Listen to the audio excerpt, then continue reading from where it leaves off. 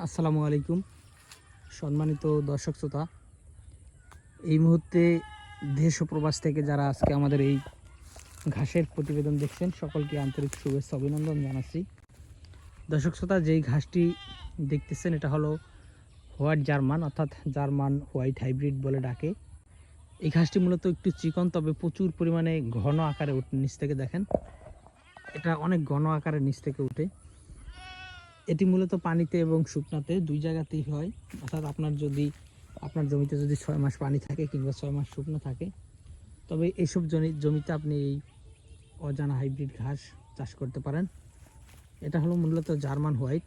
আর এই যে এই পাশে রয়েছে অজানা হাইব্রিড। দেখেন, এটা অজানাটা মূলত একটু মোটা টাইপের, আর এই জার্মানটা একটু চিকন। তো দর্শক শ্রোতা, অজানা এবং জার্মান দুইটা ঘাসই কিন্তু আমাদের কাছে রয়েছে। এই দুইটাই মূলত পানির ঘাস। অনেকে বলে থাকেন যে ভাই, আমাদের জমিতে 3 মাস পানি থাকে বা 6 মাস পানি থাকে বা 9 মাস পানি থাকে। যাই হোক, 3 মাস 6 মাস 9 মাস যেরকম পানি থাকুক না কেন, এই অজানা এবং জার্মান এই দুইটা ঘাস আপনি লাগাতে পারেন। অজানা ঘাসটি মূলত একটু মোটা, আর এটা মূলত গরু মহিষের জন্য। আর এদিকে রয়েছে জার্মান, এই যে জার্মান হোয়াইট জার্মান। এই হোয়াইট জার্মান ঘাসটা মূলত একটু চিকন, এটা মূলত ছাগল গারলের জন্য। তবে এটাও গরু প্রচুর পরিমাণে খায়, তবে এটা ছাগলও খায় গারলও খায়। অজানাটা ছাগল গারল একটু কম খায়।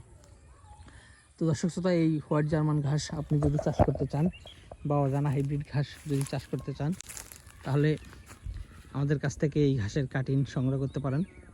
আমরা সারা বাংলাদেশে কুরিয়ার সার্ভিসের মাধ্যমে ক্যাশ ও কন্ডিশনে এই ঘাসের সুস্থ সবল পরিপক্ক এবং ভালো মানের কাটিং সারা বাংলাদেশে ডেলিভারি দিয়ে থাকি।